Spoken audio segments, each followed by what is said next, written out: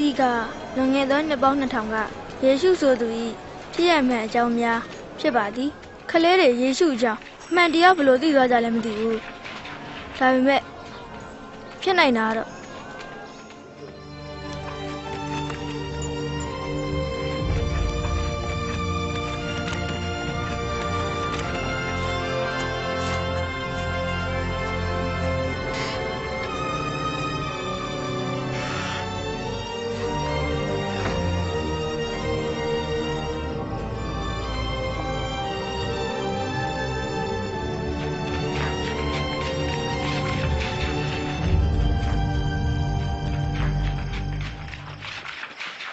မင်းတို့မြင်သွားလားမတွေ့ဘူးမင်းရောထင်ဘူးကောင်းပြီသွားတော့ဘာပြောယေရှုကိုဖျားသခင်ဆေးလွတ်တာလို့ကျွန်တော်ယုံတယ်ထူးဆန်းတဲ့တကောလုပ်ပြလို့လားဒါလည်းပြည့်လည်းဖြစ်နိုင်တယ်ဘလို့ရှင်းပြနိုင်သေးလဲအဲ့ဒါကိုရှင်းပြစရာမလိုတာပေါ့ဖျားသခင်တပါးတည်းထူးဆန်းတဲ့တကောလုံနိုင်တာမျက်မမြင်တဲ့လူတွေကိုပြန်ပြီးမြင်အောင်လုပ်ပေးရလားအေးတငယ်ချင်းတို့ငါတခုမှမယုံဘူးကွာငါယုံနေဆာရာဘာလုပ်နေရလဲမြင်းစာကြွေးကိုမေ့သွားတယ်ယေရှုကြောင့်ပြောတဲ့ကြားလို့ဘာတွေပြောလဲသိကျင်လို့ယေရှုကြောင့်မသိလို့လဲအဖကသူ့မိမတွေနဲ့ခင်တယ်ဒါကြောင့်သူ့အကြောင်းပြောပြတယ်သူမွေးတာကအစစုံလို့ပဲတကယ်ကိုထူးဆန်းတယ်တကယ်မာရိကနာဇရက်မြို့မှာနေတဲ့မိန်းကလေးဖြစ်တဲ့ယောသဆိုတဲ့သူနဲ့လက်ထပ်ဖို့အစီအစဉ်ရှိတယ်ဖျားသခင်ကကောင်းကင်တမန်ဂါဗီလကိုဆေလွတ်ခဲ့တယ်မာကြီးမစိုးရိမ်နှင့်တင်သည်ဖျားတကူတို့ဖြင့်ကိုယ်ဝန်ဆောင်၍သားယောက်ျားကိုဖွားမြင်လိမ့်မည်ထိုသားကိုယေရှုဟုအမည်ပေးပါမဖြစ်နိုင်ပါဘူးရှင်ကျမဟာအပြိုပါ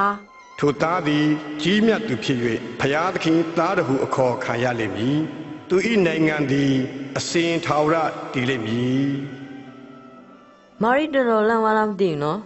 ကောင်းကင်တမန်စကားလာပြောကျွန်တော်တကယ်လန့်ပါပဲနောက်ထပ်ဘာဖြစ်တယ်လဲယောမအေကိယဘီရင်အော်ဂုတ်ကျွေးအစိုးရကလူအားလုံးမွေးရပြန်ပြီးမှတ်ဖို့တင်ရမယ်လို့အမိန့်ထုတ်တယ်စာရွက်တွေပေါ်ကုလက်မှတ်ထိုးရတာလေတီတီတို့ပြန်သွားကြပြီအမည်စင်းများကိုတွင်းယောသဟာမာရိကိုသူ့ရဲ့မွေးရဲ့ဘက်လင်မြို့ကိုခေါ်သွားတယ်ဘက်လင်ကိုရောက်တော့လူတွေပြည့်ကျက်နေပြီးတက်ဖို့ခန်းတွေလည်းပြည့်နေပြီယောသဟာနားတင်ကုတ်တစ်ခုမှပဲနေရာရခဲ့တယ်ဒီနေရာမျိုးလားတော်တော်တူတယ်အဲ့ဒီညမှာယေရှုကိုမွေးဖွားခဲ့တယ်နားတင်ကုတ်နာကတောင်ကုန်းမှာတိုးထိန်တွေရှိနေကြတယ်သူတို့တိုးကြောင်နေတော့ကောင်းကင်တမန်တစ်ပါးကိုရုတ်တရက်မြင်လိုက်တယ်လူတိုင်းအတွက်ကယ်တင်ရှင်ခရစ်တော်သည်ဘဲလင်မြို့တွင်မွေးဖွားခဲ့ပြီတငယ်တော်ကိုတွေ့ဖို့ချက်ချင်းသွားကြတယ်တင်းကုတ်ထဲအိတ်နေတယ်မှန်းကြည့်စမ်းပါငါမြေတွေကိုအစာကျွေးတဲ့ဒီလိုဘူးမျိုးထဲမှာသူ့ကိုထည့်ထားတယ်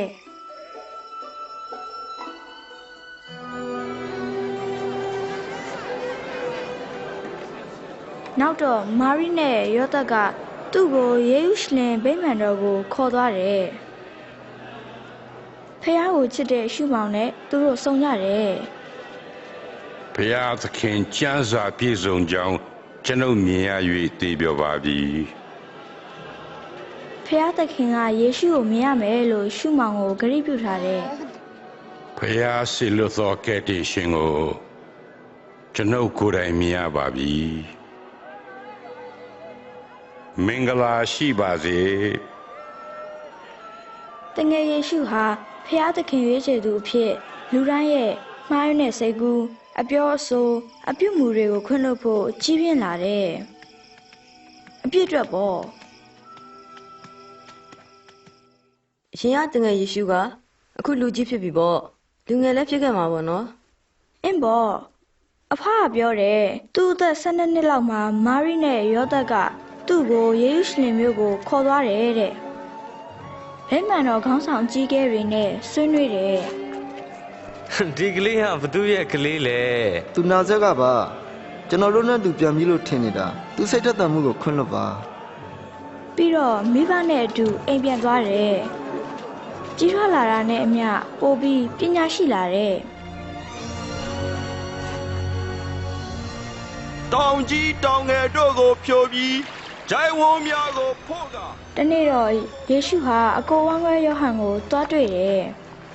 ယောဟန်ကဖျားသခင်ကိုယိုသေးသူတွေကိုနှစ်ချင်းပေးတယ်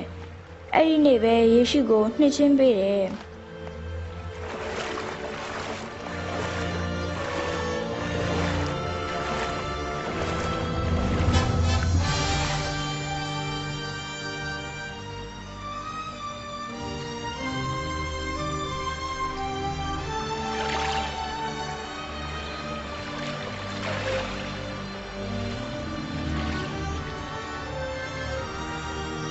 အဲ့ဒီမှာရှိတဲ့လူတွေဖျားသခင်အတန်ကိုကြားရတယ်ဖျားသခင်ကပြောတယ်ဤသူကငါနှစ်သက်မြတ်နိုးရာငါ့ချစ်သားပဲဒီ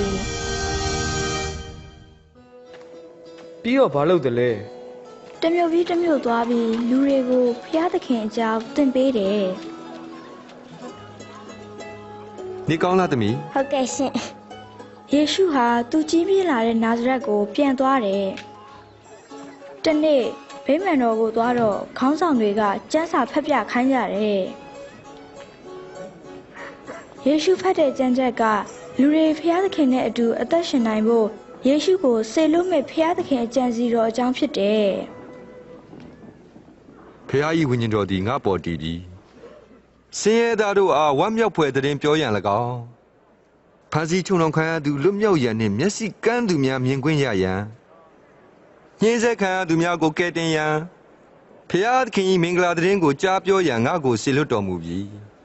မှန်လိုက်တာဟုတ်တယ်မှန်တယ်ဒီလိုပဲရေးထားတယ်သူကတကယ်သားပဲဒီရှက်ပဲတော့မှလာမှာလေ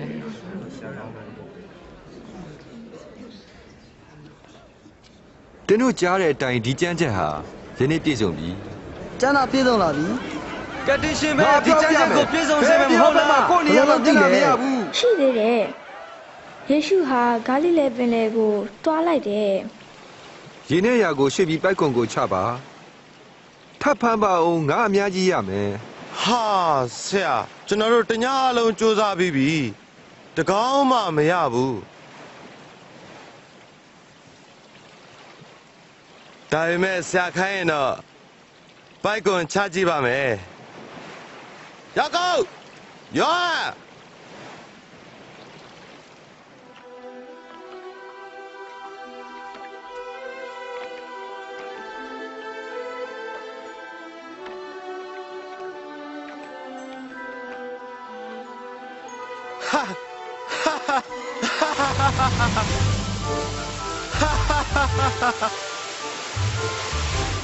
ရောက်ကောရောမင်းတို့လေဒီဘက်လောက်ခဲ့ညနေဒီဘက်မှာမစိုးဘူးဒီလေဟာရများကြီးပဲတဲလိုက်အားလုံးကျုံးအောင်ပြရမယ်အများကြီးပါလားဆွေးတော့ဆွေးတယ်မင်းဆွေးကြရင်ပြန်တော့ပြန်တော့ညာညာကြီးပဲညာကြီးပဲညာရလားညာယူလို့ဗျာဆွေးကြအောင် ယေရှုဟာဖျားသားတော်ဆိုတာပေတရုအဲ့ဒီကစားပြီးနားလေသွားတယ်ဒါပေမဲ့လောက်ခဲ့တဲ့အမှားများစွာကြောင့်ပေတရုကြောက်နေတယ်တန့်ရှင်းပြီးတကိုးကြီးတဲ့ယေရှုကအပြစ်နဲ့ပြည့်နေတဲ့သူ့လိုလူကိုဘယ်လိုလက်ခံတယ်လဲဆိုတာသူနားမလည်နိုင်ဘူး ကျွန်တော်ကိုမပေါင်းတိုက်ပါဘူးကျွန်တော်ဟာအပြစ်များတယ် မစိုးရိမ်နဲ့ သွားတော့မယ် အေးငါလည်းသွားမယ် သွားပြီ တတာ နောက်တွေ့ကြတာပေါ့ တတာ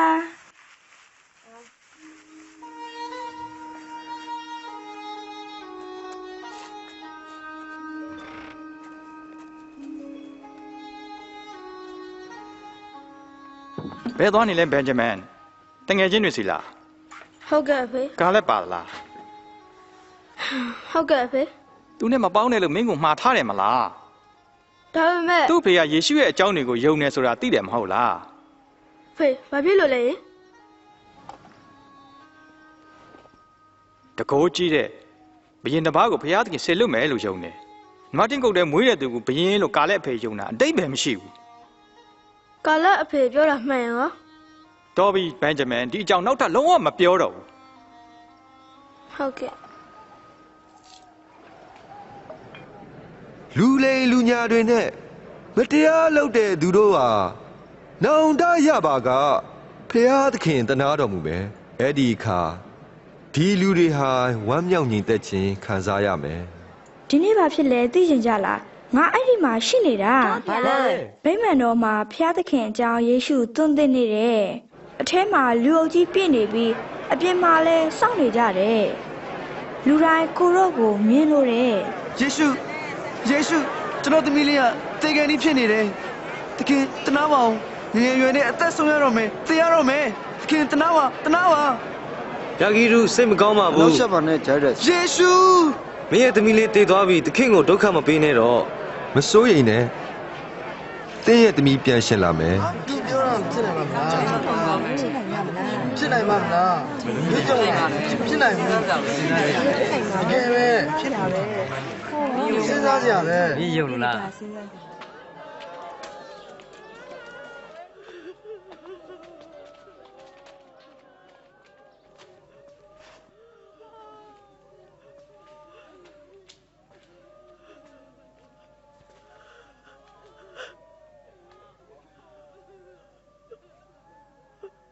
သမီးထလော့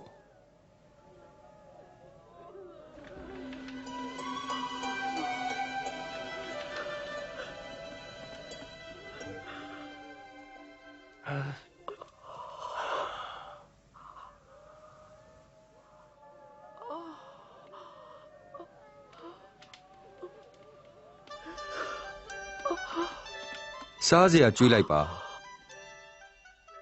ဟမ်ဒါတကယ်ပဲဖြစ်ခဲ့လား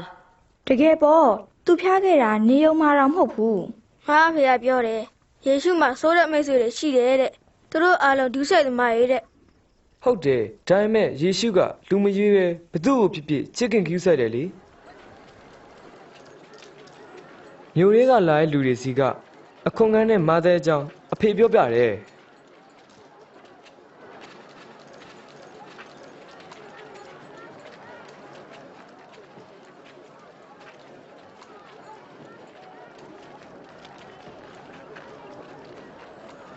ငါနောက်လိုက်ခဲ့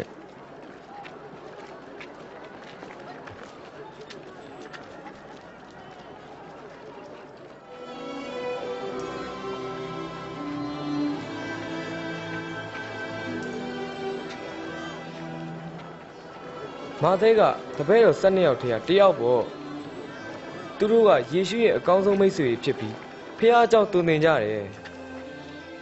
ရှိမုန်ပေတရုလည်းပါတယ်ရှိမုန်ပေတရုညီအန်ဒရေယာကုပ်ယောဟန်ဖိလိပ္ပုဘာသောလမဲမဿဲသောမတ်အခြားယာကုပ်နဲ့အခြားရှိမုန်ယာကုပ်ညီယူဒနဲ့ယူဒရှာကာတို့ပေါ့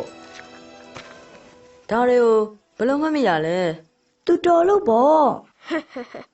နင့်မြဲစုပ်လို့ပဲနင်ညံ့အောင်ညံ့နေဟဲ့ မညံ့ဘူး နင့်မြဲလို့ပဲနင်တကယ်ညံ့ပါလေကွာ ကျိုးနာမကြည့်နဲ့ သူကနိုင်ချစ်လဲသူ သူ့ကိုမလုံးနဲ့ကွာ ငါ့ကိုဘယ်သူတားလဲမင်းလား ချာချာချာချာချာချာဟုတ်ချာချာချာချာချာ多的看哪里ချာချာချာချာစိတ်ကြက်တယ်ထိုးကွာထိုး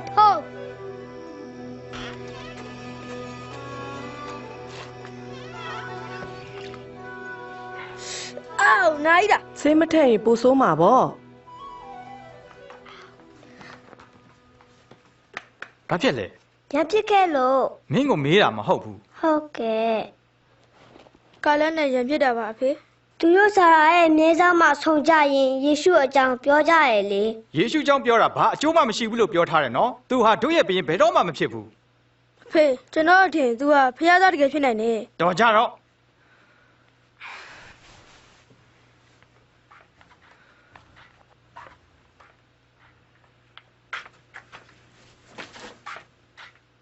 ရှင်သားပေါ်နည်းနည်းခက်ထန်နေလား မဟုတ်ပါဘူး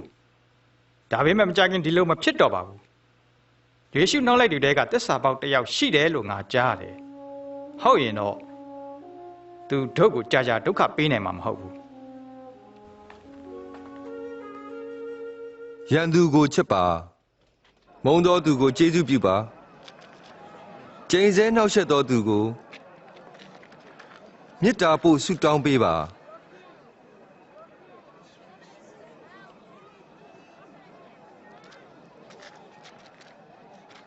တင်တို့ရဲ့ပါးတစ်ဖက်ကိုရိုက်ခဲ့ရင်ကြံတစ်ဖက်ကိုလှည့်ပေးအောင်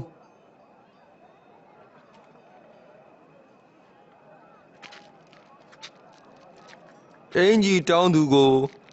ဝှယုံကိုပါပေးလိုက်ပါတောင်းတဲ့သူတွေကိုပေးကြပါပေးပြီးတဲ့ပစ္စည်းကိုပြန်မတောင်းကြပါနဲ့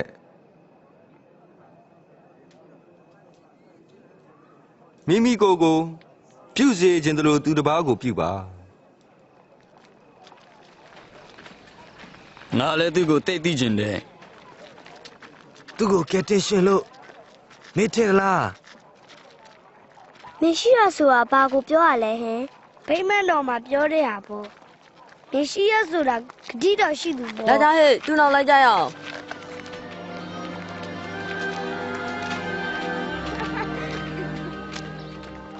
你是就现在就现在这个木头看看，因为不看的呗，哦，用木头看的，哦，原来的啥嘞？ဘာလာလောက်တာလဲဟာမသိဘူး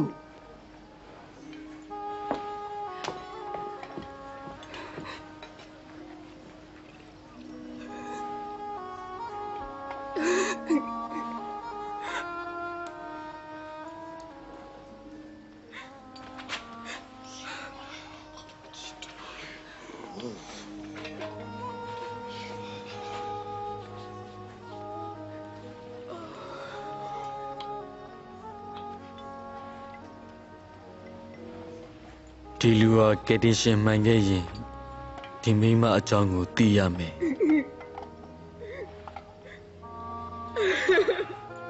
အကျင့်မကောင်းတဲ့မိမမှန်သိရမယ် ငါသိတယ်ရှိမုံငါပြောပြမယ်ဥပမာလူနှစ်ယောက်ဟာအကျွေးယူထားကြတယ်တယောက်ကအကျွေး900နောက်တစ်ယောက်ကအကျွေး90ရှိတယ်နှစ်ယောက်လုံးအကျွေးပြန်မပေးနိုင်လို့ပြန်ပေးစရာမလိုတော့ဘူးလို့ကျွေးရှင်ကပြောရင်ဘယ်သူကကျွေးရှင်ကိုပို့ချစ်မလဲကျွေးဖို့များသူကပို့ပြီးချစ်မှာပေါ့သင်မှန်တယ်ဒီမိမကိုကြည့်ပါသင်အိမ်ငါရောက်တော့ခြေဆေးဖို့ရေကိုတောင်သင်မပေးဘူးဒီမိမဟာမျက်ရည်နဲ့ငါခြေကိုဆေးပြီးသူ့စပင်နဲ့သုတ်ပေးတယ်သင်ဟာငါ့ကိုမကြိုးဆိုဘူးသူမကငါရဲ့ခြေကိုမပြတ်နှမ်းပေးနေတယ်သင်ဟာငါကောင်းကိုလိမ့်ဖို့စီမပေးဘူးသူမကငါခြေတောက်ကိုစီမွေးလိမ့်ပေးနေတယ်သူမဟာများစွာသောအပြစ်ကလွတ်လို့ငါ့ကိုအလွန်ချစ်တယ်အပြစ်အနှဲငယ်လွတ်သူဟာအနှဲငယ်သာချစ်တတ်တယ်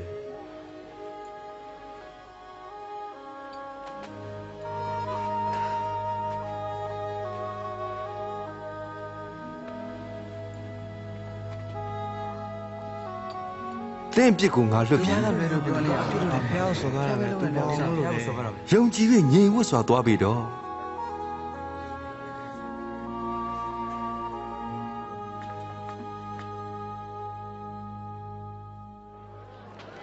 အဖေသားကိုကြည့်ပါဦး ပခုံးမတက်မြင်ရလား ဟာယေရှုကိုမြင်ရပြီ သူလားဟုတ်တယ် မျိုးကျဲသူဟာမျိုးစိတ်ကျဲတဲ့အခါတချို့အစေတွေဟာလမ်းမှာကြပြီးငှက်စားခံရတယ်တချို့ကကြောက်ပေါ်ကြလို့နောက်ဆုံးတော့ပျက်စီးသွားကြတယ်စူးပင်ကြားကြားတဲ့အစေတွေကတော့အပင်ကြီးပေမဲ့အသီးမသီးဘူးကောင်းမွန်တဲ့မြေပေါ်မှာကြတဲ့မျိုးစေ့တွေကတော့အပင်ပေါက်ပြီးကောင်းစွာကြီးထွားကြတယ်အစရာပေါင်းများစွာတိုးပွားကြတယ်ဒီဥပမာရဲ့အဓိပ္ပာယ်ကမျိုးစေ့ဟာဖျားရှင်ရဲ့စကားလမ်းမှာကြားတဲ့မျိုးစေ့ဆိုတာကြားပေမဲ့လည်းကဲတင်ခြင်းမရဖို့မာနကဖျားရှင်ရဲ့စကားတော်ကိုနှုတ်ယူခြင်းဖြစ်တယ်ကြောက်ပေါ်ကြတဲ့မျိုးစေ့ဆိုတာတရားတော်ကိုကြားတဲ့အခါဝမ်းမြောက်စွာခံယူပေမဲ့စိတ်ထဲ၌မဆွဲခဏပဲခံယူတယ် စုံစမ်းခြင်းများနဲ့တွေ့တဲ့အခါဖောက်ပြန်တတ်တယ်စုပင်ကြားကြတဲ့မျိုးစစ်ဆိုတာတရားတော်ကိုကြားပေမဲ့စိုးရိမ်ခြင်းကာမဂုဏ်စီးစိမ်ခံစားခြင်းကြောင့်အတိမတိသောသူဖြစ်တယ်ကောင်းသောမြေမှာကြသူကဖြောင့်မတ်စင်ကြယ်သောစိတ်နှလုံးနဲ့တရားစကားကိုဆွဲမြဲတဲ့အတွက်ကောင်းသောအသီးကိုတီးစေတယ်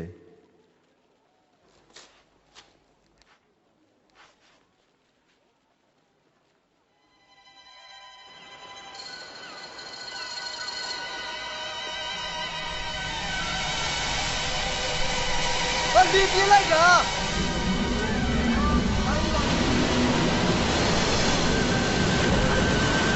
ဒီနေကြိုက်တာ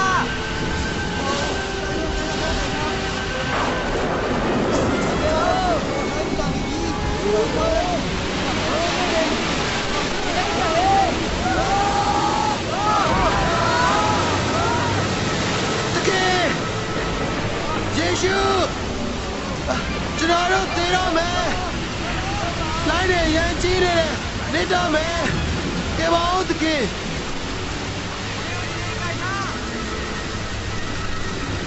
အနန္တိဘကုံကြီး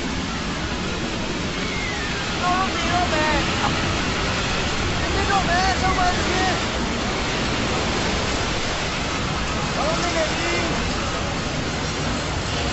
အာလင်းလာပြီမိုးတိတ်လာပြီသူစတဲ့ကိုပဲငါတို့တင်ပြလာလို့ပြီအာထုံးနေတော့ဘူးရစင်းကိုချင်းမှမာတယ်သူပလဲကိုနင်းကြောက်နေတယ်ဟာဝမ်းသာလိုက်တာဟာနေငိမ်သွားပြီဘယ်မလဲယုံကြည်ခြင်း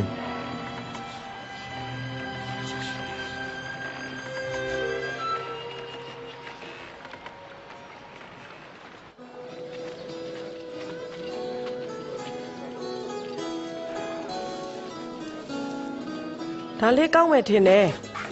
ဘလောက်ပေးရမလဲနားတယ်နေကြလားယေရှုလာနေပြီစတူဒီယိုလာနေတယ်သူမျိုးပြကိုရောက်လာနေပြီလာတော့ရောက်ကြတော့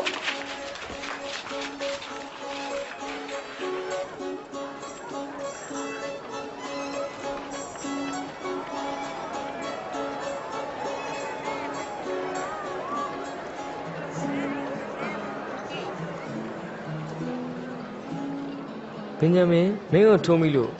ခွင့်လို့ပါကွာ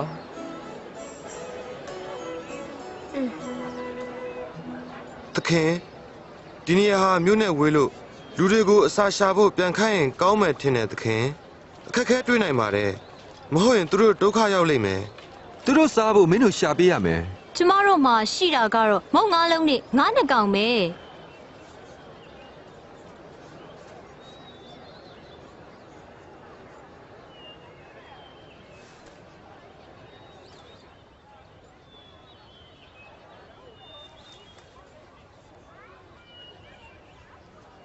စัจ java လာကိုအုပ်စိုးတော်မူ၍လူသားတို့အားစားစရာများကိုပေးတော်မူသောဖေယဟာ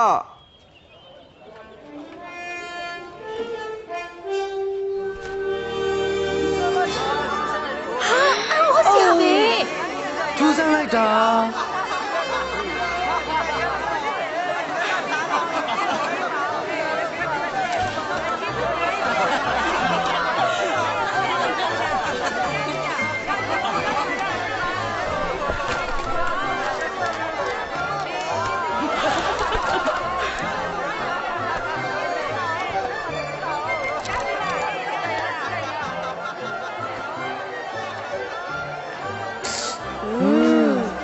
ယေရှုကဖျားသားဆိုတာမင်းမလို့ကြောင့်မယုံနိုင်သေးရလေ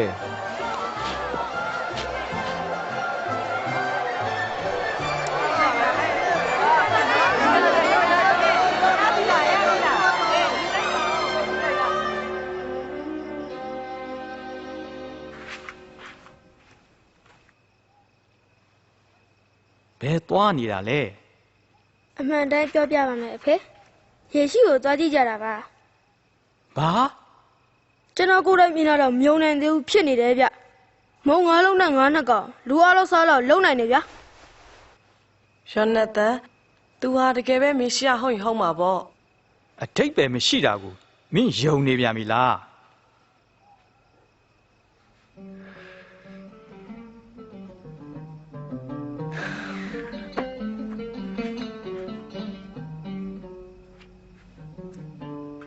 ကျွန်တော်တို့ဘာလို့ရမလဲ ကျမ်းစာရဲ့အတိတ်ပဲကိုဘယ်လိုနားလဲတယ်လဲ ထာဝရဘုရားကိုစိတ်နှလုံးအကျွမ်းမဲ့အစွမ်းတတ်ရှိသမျှဉာဏ်ရှိသမျှနဲ့အကျွမ်းမဲ့ချစ်ပါ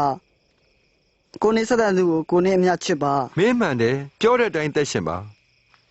ကိုနဲ့ဆက်ဆိုင်သူဟာဘာတူလဲ လူတစ်ယောက်ဟာယေရုရှလင်မြို့ကယေရိခေါမြို့ကိုအသွား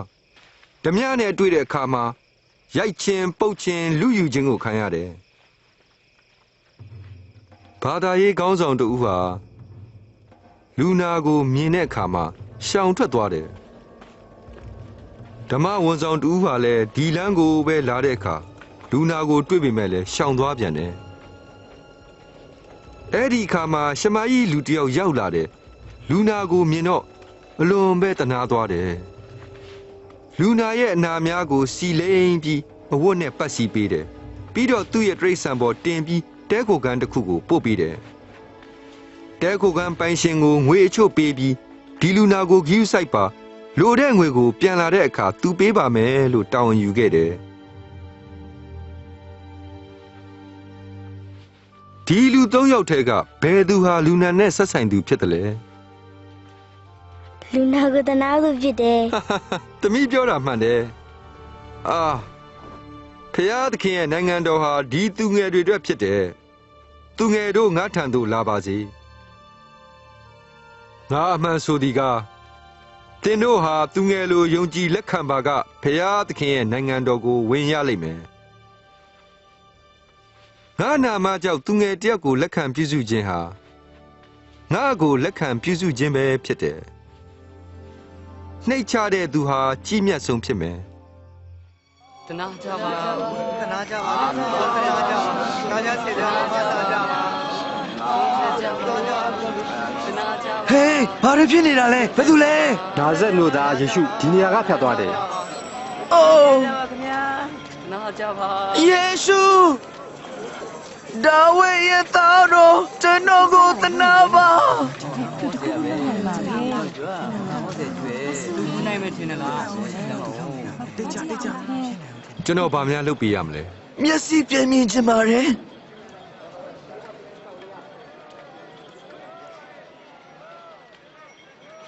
မြင်စေ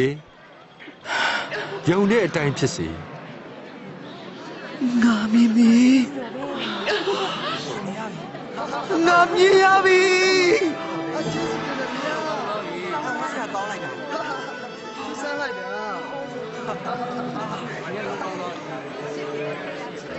သူက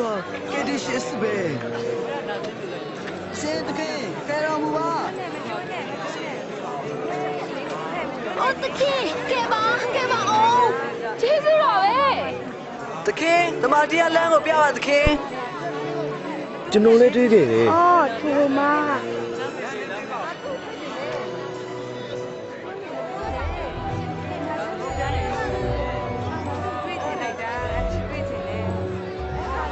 ခလူပတ်ချောက်ပင်ကိုတက်နေတာလေ သူရက်ဖို့လို့မမြင်ရဘူး မြ мян စင်းခဲ့ဇက်ကဲဒီနေ့သိရင်မှငါတဲမယ် ကျုပ်အိမ် သူ့အိမ်ကိုဘယ်သူသွားခြင်းမှာလဲ အမလီတော့ဇက်ခဲကယေရှုကိုဘယ်လိုသိရပြန်တာလဲ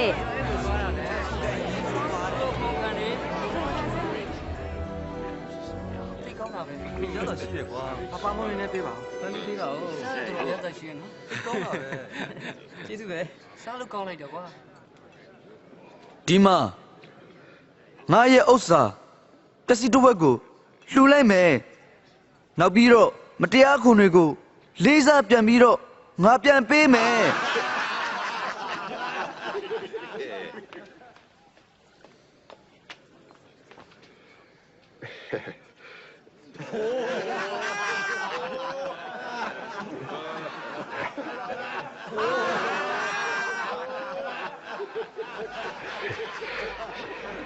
ငါတော့မhiểuဘူးရေဘဲနဲ့ကွာခုံကောက်သူတွေကဝယ်ပြန်တာမဖြစ်နိုင်ဘူး ငရဲမလွတ်တဲ့အခွင့်ဟာဒီနေ့ဒီအိမ်ပေါ်မှာတက်ရောက်တော်မူခဲ့ပြီငါဟာပျောက်တဲ့သူတို့ကိုကယ်တင်ရန်ကြွလာတယ်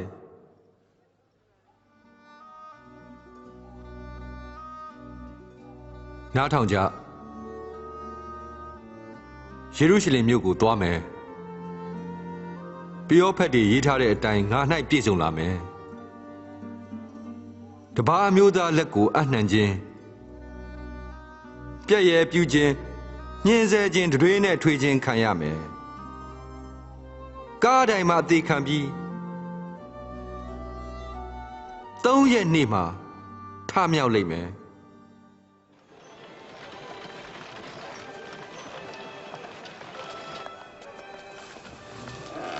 ဟေးဇာရာဟေးဒီမှာတခုကျူးကျော်သလိုပဲအေးစားရဲ့မြဲလေးပျောက်နေတယ် ပျောက်တာမဟုတ်ဘူးတယောက်ကိုပေးသုံးထားတာပါ မင်းရဲ့နေစုကိုဘယ်သူငားချင်လဲ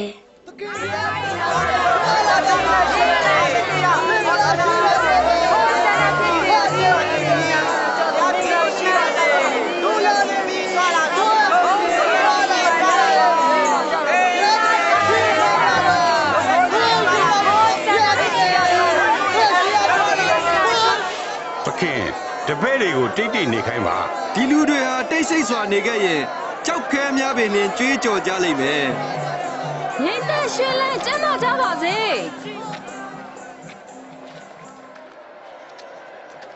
တစ်စနစ်စသုံးစလေးစငါစချောက်စခွန်25 26 29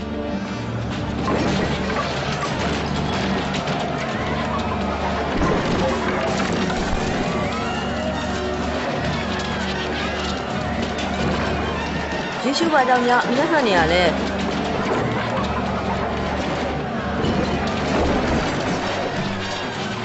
သူတို့ကဖျားဝပြူတဲ့နေရာကိုဇေရောက်တဲ့နေရာဖြစ်အောင်လုပ်နေကြတာကို ကြားစားတိုင်းငါရဲ့စုတော်ရဗိမာန်တော်ကိုတင်တို့ဟာဓမြအတွင်ဖြစ်စေကြပြီ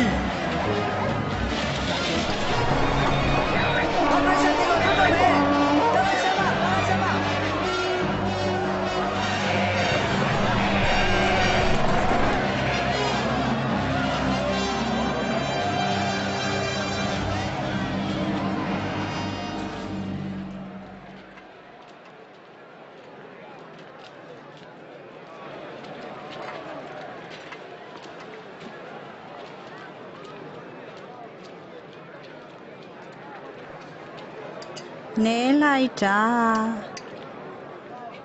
ဒီတဲ့ပေါ်မလူနိုင်ဘူးလား ငါပြောမယ်ဒီမောဆမရဲ့အလူဟာတခြားသူတွေထက်သားတဲ့ဘာကြောင့်လဲဆိုတော့သင်တို့ဟာရှိတဲ့အထက်ကအချို့ကိုပဲလှူကြတယ်မုတ်ဆိုးမကတော့ဆင်းရဲပေမဲ့လည်းရှိသမျှကိုလှူတယ်သခင်ကိုတော်ဟာလူတွေရဲ့မျက်နှာကိုမထောက်ပဲတရားတော်မြတ်ကိုမှန်ကန်စွာသွန်သင်တယ်ဆိုတာကျွန်တော်ကောင်းကောင်းသိရှိထားပါတယ်ကဲဆိုယောမဘီရင်ကိုအခွန်ငွေပေးတာတရားတော်မြတ်နဲ့ကိုက်ညီတယ်လို့ပြောမလား တကယ်ထောင်ချောက်စင်နဲ့မေကုန်းတော့ တင်ကားပြခဏလောက် ငွေရင်းငါးတပြား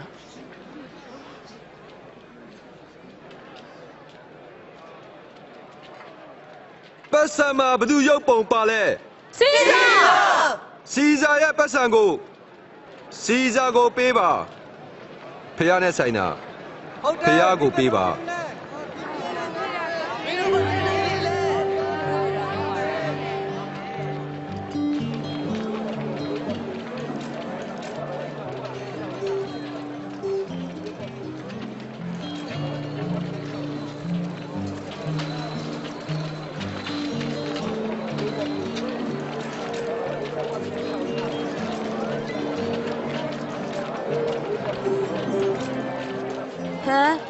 ဟိုအပေဒီဒီပါလုံးနေရလို့ထင်လဲ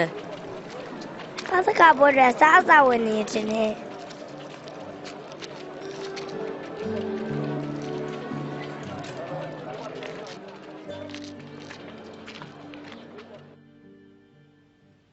ငါအသေးမခံမိအဆွေတို့နဲ့အတူပတ်သက်ခါဘွဲကိုစားဖို့ဆန္ဒရှိတယ်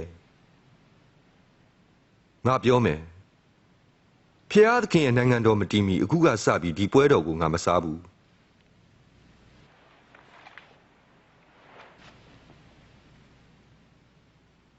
စัจ java လာကိုဖန်ဆင်း၍ဤစပြည့်ရေကို ဖြစ်စေသောဖျားသည်မင်္ဂလာရှိ၏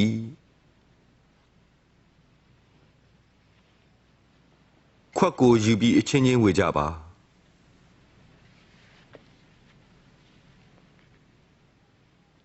စัจ java လာကိုဖန်ဆင်းတော်မူ၍ဤမုတ်တို့ကို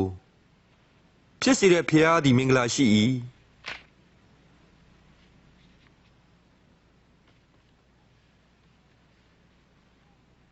သင်တို့အတွက်ချိုးဖဲ့တဲ့ငါရဲ့ခန္ဓာဖြစ်တယ်ငါကိုတတိယဖို့စားကြပါ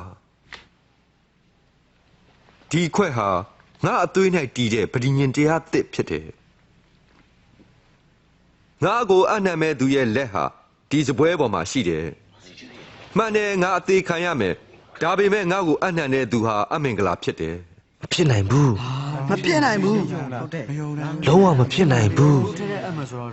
တကယ်တစ္ဆာဖောက်ဘူးလေငါလည်းလုံးဝမယုံဒါမဖြစ်နိုင်တဲ့ကိစ္စတခင်နဲ့အတူထောင်ကြဖို့အသင့်ပဲသေခြင်းသေပါစေပြောမယ်ချက်မတွင်ခင်သင်ဟာငါ့ကိုမသိဘူးလို့၃ချိန်တိုင်အောင်ညှင်းပယ်လိုက်အောင်မယ်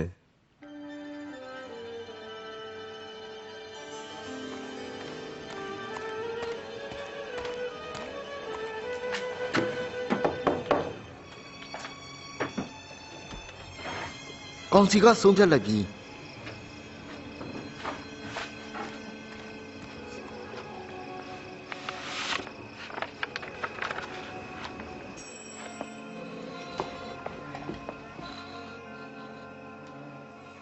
ောနသန်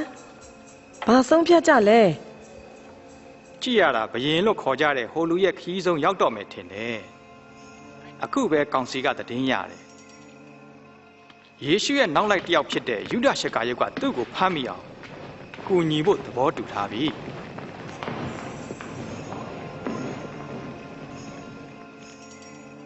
အဲ့ဒီလိုကူညီဖို့ဘယ်လိုများပြောခဲ့လဲမများပါဘူးငွေတင်က30ပေးပြီးပြောခဲ့တာပါဒီညယေရှုမလွတ်မြောက်အောင်ဖမ်းဖို့အစီအစဉ်ရှိတယ်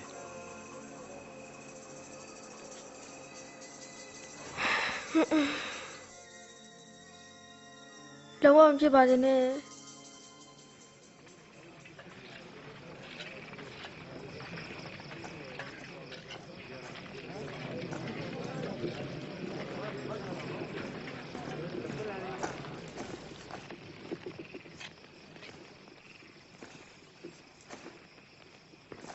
ယူဒာ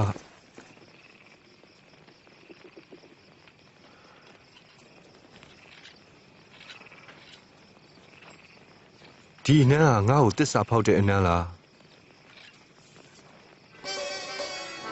တခင်ကျွန်တော်ဓာတ်နဲ့ခုံးလိုက်ရမလား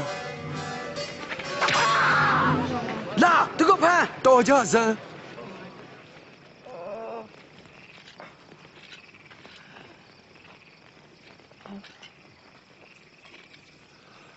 ဟာထူးဆန်းလိုက်တာငါကိုဓမြလို့သဘောထားပြီးဓာတ်တုတ်တွေနဲ့ဘာလို့လာကြလဲငါဟာဗိမာန်တော်မှာရှိတုံဘာကြောင့်မဖမ်းကြလဲအခုသင်တို့အချိန်ဖြစ်ပြီ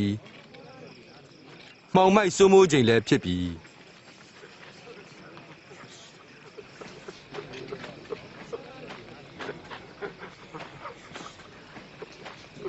သူကိုဖမ်းလိုက်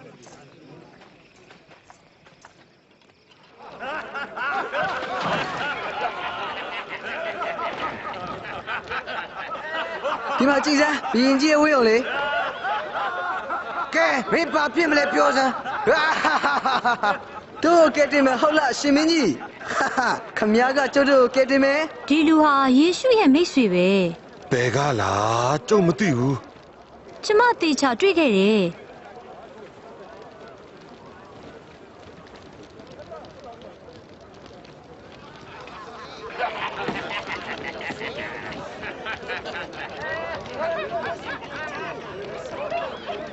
ခမည်းကိုယေရှုနဲ့အတူတွေ့ဘူးတယ်မဟုတ်ပါဘူး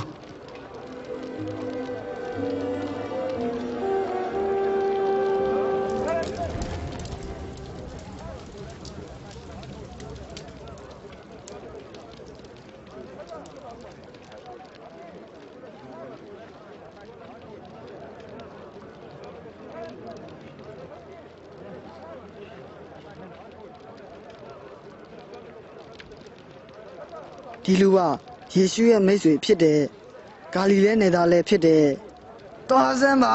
ခင်ဗျားတို့ပြောနေရတယ်ကြုံမသိဘူး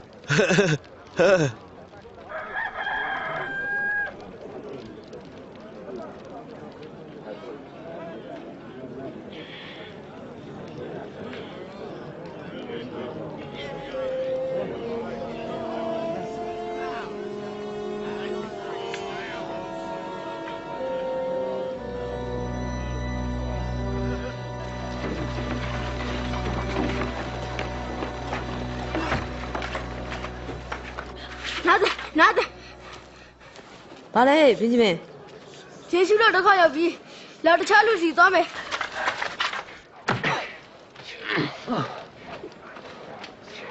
ဘယ်သူရိုက်တယ်လဲပြော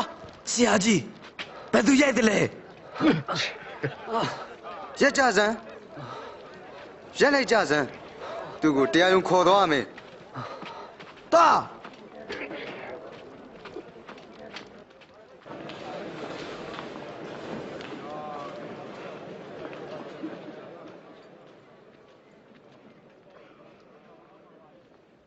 ပြောစမ်းတရားကဲတင်ရှင်ဟုတ်သလား ငါပြောရင်လဲတင်တို့မယုံကြဘူးငါမင်းရင်လဲတင်တို့မဖြေဘဲနေကြတယ်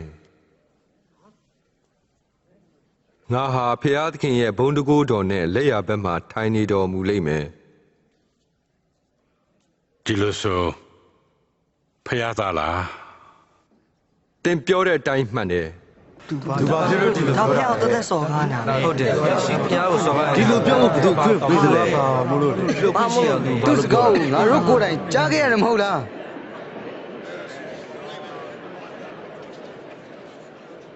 ပြီးလက်မစ်စီပို့လိုက် ဟုတ်တယ်ကိုဝေးဝေးခေါ်သွား ပြီးလက်မင်းလားတရားစီရင်တရားစီပါစေ ယေရှုကိုပိုတီပိလက်စီခေါ်သွားတယ် ပြလက်မယ်ရမအုပ်ချုပ်သူတွေထဲမှာအရက်ဆက်ဆုံးလူပဲလူထောင်မများစွာကိုလည်းတစ်သားကားတိုင်တွေပေါ်မှာတတ်ပြီးပြီ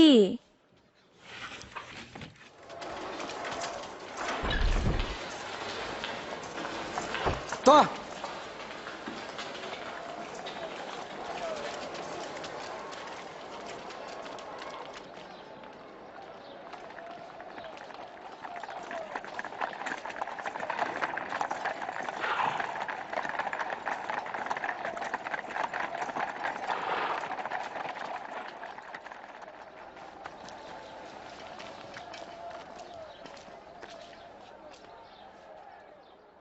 ဒီမနေ့စောစောဘာများတောင်းဆိုကြကြတယ်လဲ လူတွေကိုလမ်းမောင်းသူသွေးဆောင်တယ်ဗိမာန်တော်ထဲမှာစူပူအောင်လုပ်ပါတယ်သူ့ကိုဘလို့အပြစ်ပေးရမလဲအပြစ်ပေးပါ သူကိုအပြစ်ပေးဖို့ဘာအထောက်ထားမှမရှိဘူး သူပြစ်ရှိတယ်ယောမဘရင်ကိုအခုမဆက်ရဘူးလို့ပြောတယ်သူကသူဘယ်လိုပြောလဲဆိုရင်ဘရင်တဲ့ ဘယင်မင်းဟာယူဒလူမျိုးတွေရဲ့ဘယင် တင်ပြောတဲ့အတိုင်းမှန်တယ် သူဟာဂါလိလဲနယ်ကနေဒီကိုရောက်လာတာပါ ဂါလိလဲကသူဂါလိလဲနေတာဒါဆိုရင်ဟေရုမင်းနဲ့ဆိုင်တယ်ဟေရုယေရုရှလင်မြို့မှာရှိနေတယ်ဟေရုစီပို့လိုက်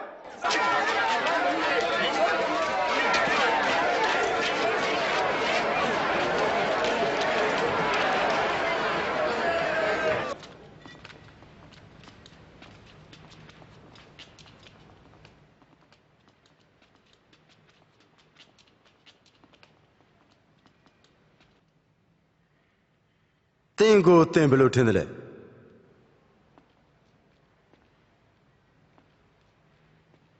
တင်ရဲ့နောက်လိုက်တွေကဘယ်သူတွေလဲ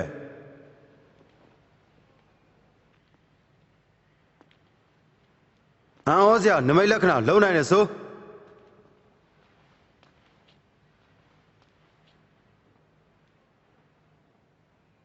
တခုတော့လောက်ပြစမ်းပါ ကိုတော့သူ့လူတွေကိုလိညာနေတယ်သူ့ကိုယ်သူလဲဘရင်တဲ့ ဒီလူဘယင်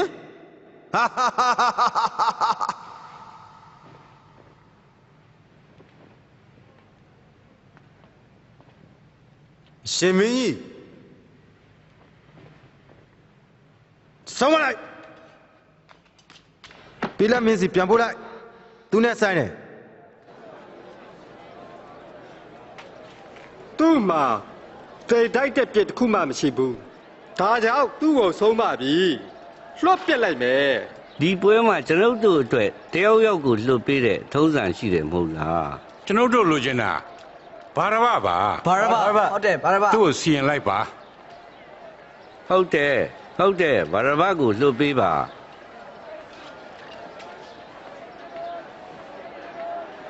ကားတင်တီဗီတောင်းလိုက်ပါ ဟုတ်တယ်ကားတင်လိုက်ပါ မင်းရိုက်စမ်း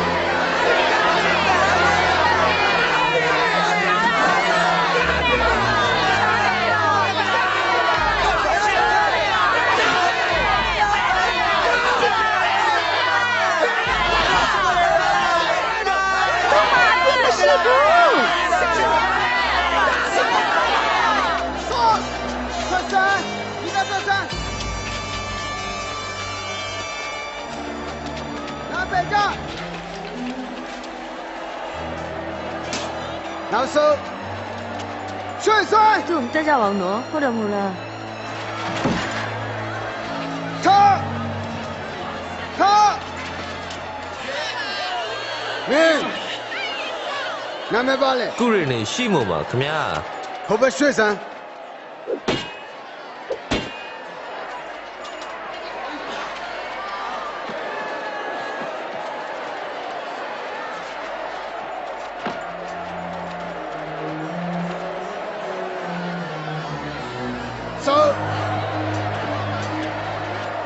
target.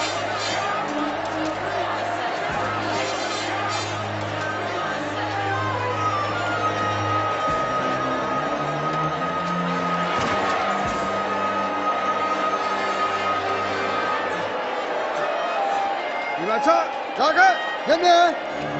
Lên lên. Kệ đi qua. Rồi. Rồi.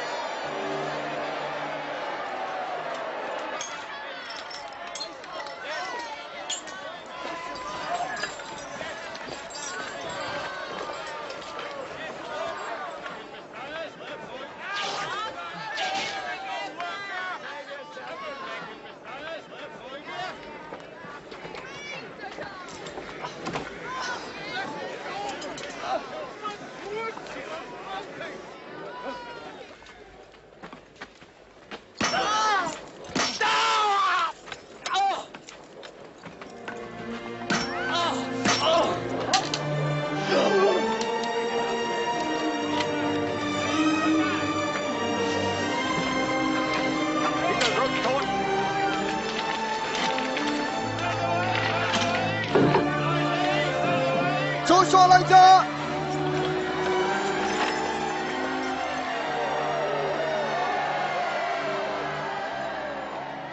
အဖသူတို့ရဲ့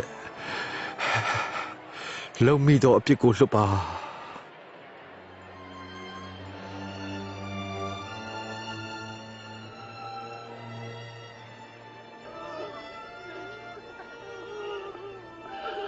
သူများကိုကဲတယ်လို့သူ့ကိုသူကဲပါစေကဲဒီရှိဆိုကိုကဲဒီမိကားရမောကစင်းရဲ့တူတူဆန်းဆန်းတစ်ခုလောက်လောက်ပြပါအောင်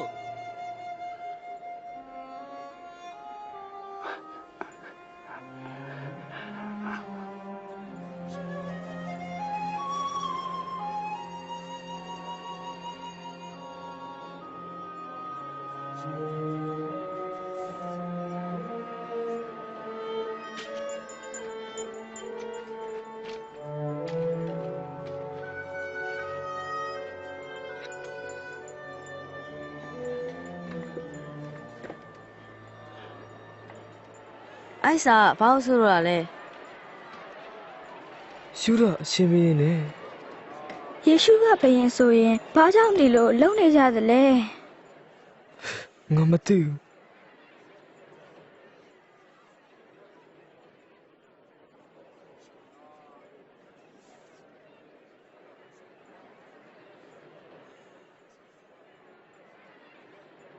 ယောနသန်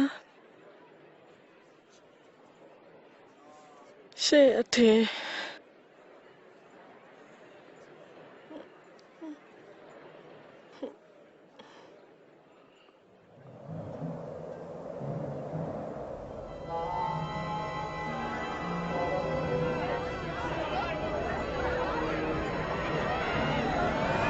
ဟာဘာဖြစ်လာလဲ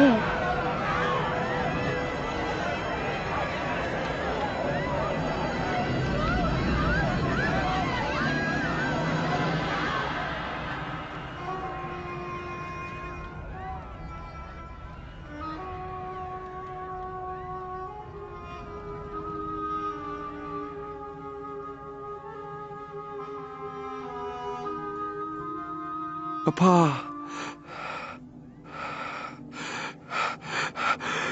ကျွန်တော်ဝိညာဉ်အားလက်တော်သို့အပအီ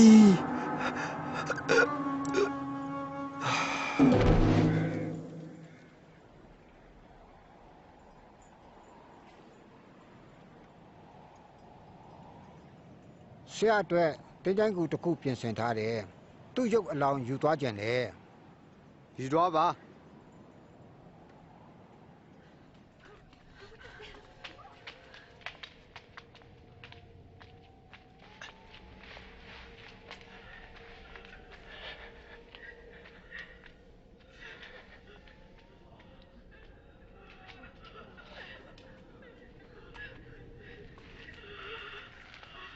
ကျမတို့ကိုသခင်ရဲ့အလောင်းတော်မြတ်ကိုချီးခွင့်ပေးပါ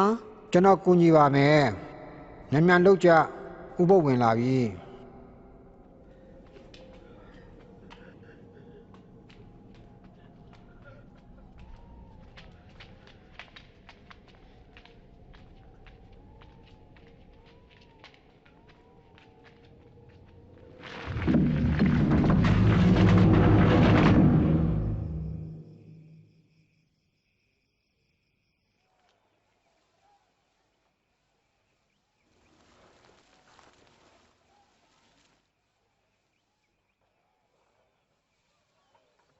မယုံနိုင်အောင်ပဲယေရှုကိုမတွေ့ရတော့ဘူး ခဏလေးယေရှုခဏပြောခဲ့တဲ့စကားရင်မှတ်မိကြလား ဘာ ငါပြန်သတိရပြီယေရှုကသူတည်ပြီး3ရက်မြောက်တဲ့နေ့မှာသူပြန်ပြီးသက်ရှင်မယ်တဲ့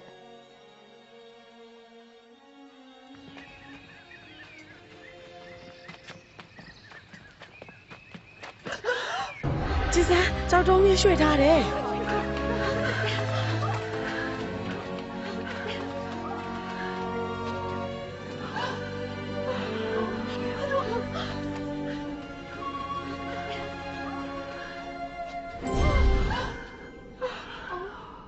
အသေးကောင်ထားရာတင်းကြိုက်မှာအသက်ရှင်သောသူကိုမရှာကြနဲ့သူဟာထမြောက်ပြီ လူသားတယောက်လုံးအတွက်အကားတိုင်းမှာအသေးခံပြီး3ရက်နေ့တွင်တည်ခြင်းမှရှင်ပြန်လိမ့်မည်ဟုသောဂါလိလဲပြည်၌ရှိစဉ်ယေရှုပြောသောစကားကိုသတိရကြပါ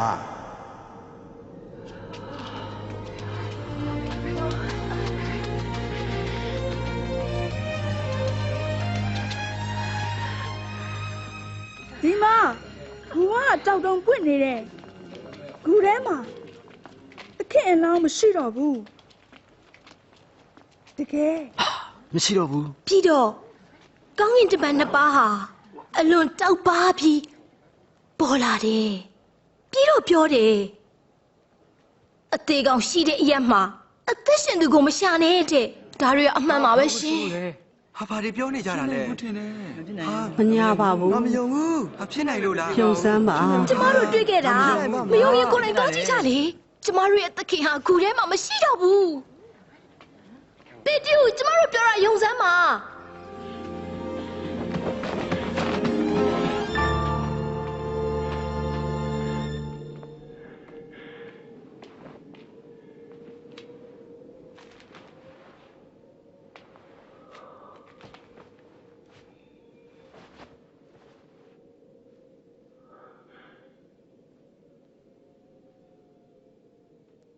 ယေရှုကတကယ်ကိုပြန်ရှင်ခဲ့ပြီရှေ့မုံတော်တွေ့ခဲ့တယ်တဲ့လမ်းမှာတော့က မမှတ်မိဘူးငါ့ကိုဖဲတော့မှသူဖြစ်မှန်းသိတယ် အေးမောက်လမ်းမှာလဲခီးတောင်အတူတူသွားခဲ့သေးတယ်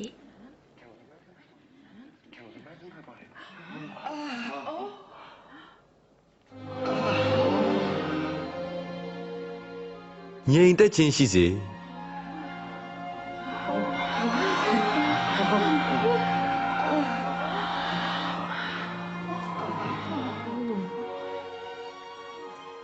ဘာကြောင့်စိုးရင်ကြလဲတန်တရားစိတ်တွေရှိနေကြတယ်လေ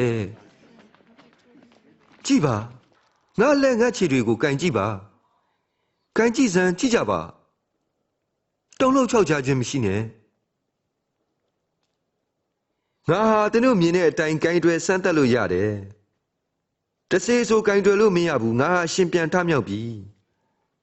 မောရှိပြောဖက်တို့ရဲ့ကြမ်းစကားတွေနဲ့ဆာလံကျမ်းတို့မှာရေးထားသမျှတို့ဟာပြည့်စုံရမယ်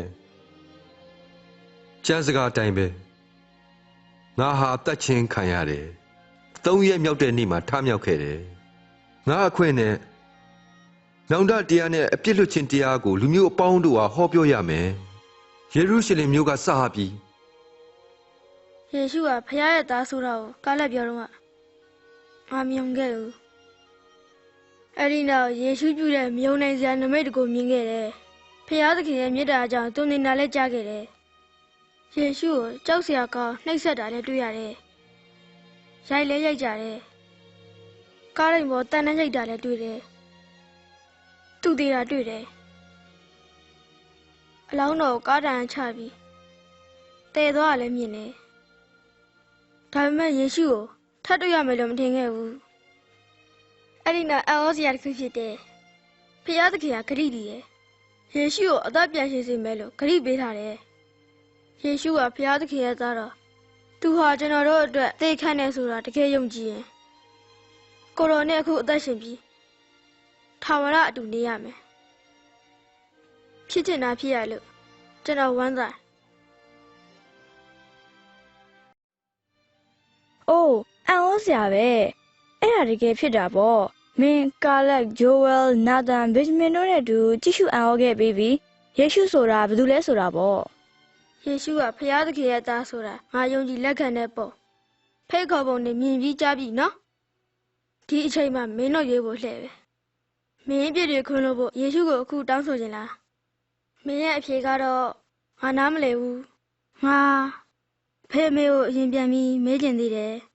ဆိုတာဖြစ်ကောင်းဖြစ်နိုင်ပါတယ်ဒါမှမဟုတ်လဲဟုတ်ကဲ့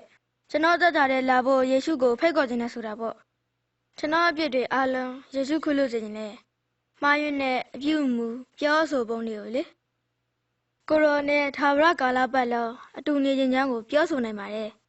ဟုတ်ကဲ့ဆိုတဲ့စကားရွေးချယ်ရမှာဖခင်သခင်ကိုစကားနဲ့ကိုပြောနိုင်တယ်လို့အခုလိုလဲဆုတောင်းနိုင်တယ်အဖယေရှုဟာသားတော်ဖြစ်ကြောင်းယုံပါတယ်မှားယွင်းသောပြောဆိုပြုမှုတွေအတွက်ကားတိုင်းပေါ်ယေရှုသေခံလို့အဖကိုကျေးဇူးတင်ပါတယ်ကျမပြစ်များကိုခွင့်လွှတ်တော်မူပါယေရှုကိုကျမနဲ့အတူအစဉ်ထာဝရအတူရှိဖို့တောင်းလျှောက်ပါတယ်ကိုရောဖြစ်စေလိုသောသူဖြစ်ဖို့ကုမားတော်မူပါဆုတောင်းခြင်းကိုဖြေပေးလို့ကျေးဇူးတင်တယ်ဒီလိုမျိုးအခုပဲဆုတောင်းခြင်းလားအဖေကဟုတ်ကဲ့လို့ဆိုရင်ဖေဟာသခင်စီအခုဆုတောင်းပါကျွန်တော်ဖြည်းဖြည်းဆိုမယ်နောက်ကတကြောင်ချင်းဖြည်းဖြည်းလိုက်ဆိုပါနော်အဖယေရှုဟာသားတော်ဖြစ်ကြောင်းယုံပါတယ်မှားရင်သောပြောဆိုပြုမှုတွေအတွက်ကားတိုင်းပေါ်မှာယေရှုအသေးခံပေးလို့အဖကိုကျေးဇူးတင်ပါတယ်ကျွန်ုပ်အပြစ်များကိုခွင့်လွှတ်မှုပါယေရှုကိုကျွန်ုပ်နဲ့အတူအစဉ်ရှိနေဖို့တောင်းလျှောက်ပါတယ်ကိုတော်ဖြစ်စေလိုသောသူဖြစ်ဖို့ကူမတော်မူပါဆုတောင်းခြင်းကိုဖြေပေးလို့ကျေးဇူးတင်တယ်အာမင်